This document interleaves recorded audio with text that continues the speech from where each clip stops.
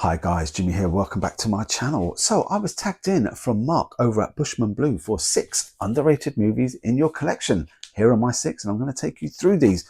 Do check out Mark's channel, he's got a lot of great content there. And thanks for the tag, Mark. I enjoyed doing a little bit of homework, as I always do, on these 6 films that I've chosen. So let's get into this in no particular order.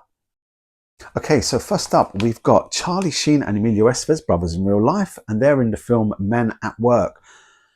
Absolutely love this film. So basically, they're 2 garbage men. They have dreams of making it big, but never quite reached the point where they can open up their surf shop because they keep blaming each other. And they have a habit in the evening when they're winding down of watching an apartment block across the way and shooting some people with their air rifle. Then one evening, they see a man and woman arguing. Turns out that's a boss and his secretary, and Charlie shoots him with an air rifle. The next morning they're on their rounds and they find the body in the garbage. Whilst this is going on, their boss has put his brother to look after them because they're always skiving and playing pranks. And then the story progresses from there. Charlie goes over to the apartment to speak to the secretary, and then he ends up getting on with her, shall we say, striking up a friendship. And then the night progresses from there, where the bad guys start chasing them, and the bad guys are imbeciles. And it just goes on from there on there. It's funny. These 2 work so well together, but I do think this is underrated. So that's my first choice in this 6 underrated movies. So next up in the series, we've got an entry in the Dead series from George A. Romero, and that is Land of the Dead. Yeah, so in here we've got Dennis Hopper, we've got Asia Argento, and a few others. It was never going to get up to the level of Night, Dawn and Day of the Dead. It's better than some of the other ones like Diary of the Dead and things like that. But I think this is a solid entry. Dennis Hopper's, he's in charge of this building where all the rich people live. He's got a group of guys go out and get luxury items that are still available, but obviously they've got to be careful because there's zombies around still. And then you've got a group of people who are not zombies, but they're kept outside the building because they don't fit the social construct to go into the building, even though some of them want to. It's very cleverly done how George A. Romero does this film, but it's worth checking out. So if you do like the Dead series, check this one out. As I said, I don't think it gets the love it deserves, but I think this is a gem in that series. So give that a watch if you've got time, guys. Okay, so next up we've got a film from John Carpenter that I think that gets forgotten about compared with some of his other films, and that's John Carpenter's Vampires. You've got James Woods in this, who's absolutely spot on this.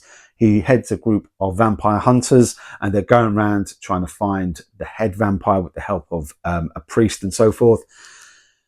It's bedlam in there. There's some great scenes in there. But I just think, a bit like Prince of Darkness, it gets forgotten about in all the other John Carpenter films that he's done. I think this is a great vampire film. Well worth a watch if you haven't seen it, guys. So yeah, John Carpenter's Vampires will be in at number 3. I didn't realise it just says up there, number 3 up there. So yeah, that is my 3rd choice. So next up, we have a film that's based on a true story of a guy called Billy Moore, and this is A Prayer Before Dawn. So what happens is Billy Moore was in Thailand. He was working out in a gym. He does bare knuckle boxing and so forth like that, but he's also unfortunately addicted to drugs. He gets arrested, and then he gets sent to Klong Prem prison, and it's in here where he's not able to speak the language. He's not able to speak Thai. And you're seeing this in the film because in the film, the guards are speaking Thai to him. It's not dubbed. So you're struggling to understand what they're saying. He was struggling because he was there thinking, I don't know what's going on. And he has to learn very quickly.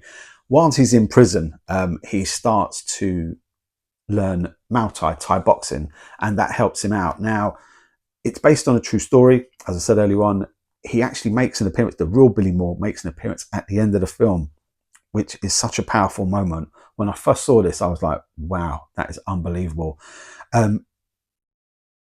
There's very graphic scenes in here. How can I say it?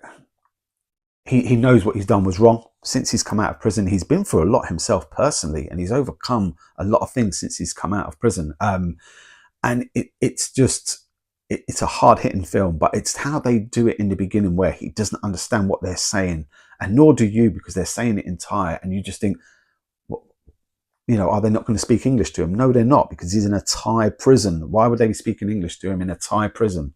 And you learn that very, very quickly. It's a powerful film. As I said, the ending where Billy Moore turns up was just like, wow. But he's been through a lot, and he's turned his life around. So yeah, A Prayer Before Dawn is well worth checking out, guys. And so my final choice is going to be Out of Sight. Yeah, so this is Steve Soderbergh directs it. George Clooney, Jennifer Lopez star in it. You've got Ving Rhames, you've got Don Cheadle, you've got Dennis Farina, Albert Brooks.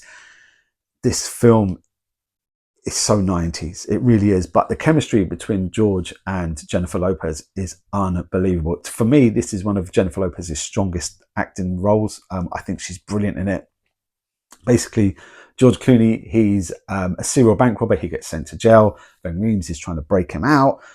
Jennifer Lopez one night sees them. Anyway, George Clooney and her end up in the boot of Ving Rhames' car, and he's driving them away. And then George is like, I like this woman. And they have a bit of a spark between them.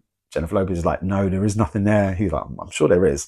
Anyway, the inevitable happens, and it just really, really works. It's a game of cat and mouse. It ends well. There's a good ending to this film. I'm glad they never made a part 2 to it, because I don't think they would have got both of them back for it. I didn't actually read up to see why they never made a part 2. I don't know why, but they left it open that there could have been, but I'm glad they didn't. It just worked really, really well. The will they, won't they dynamics of it. But if you've never seen Out of Sight, check it out. I think it just sums up the 90s, the fashion. The soundtrack to this is just brilliant. The way it's shot, the way it's directed, absolutely spot on. I've got a lot of time for this film, so check it out. So guys, they were my 6 underrated movies. I hope you've enjoyed them. Let me know in the comments below what your thoughts are on them. I will see you real soon on another vlog. Take care, guys. Stay safe. And yeah, we will catch up real soon.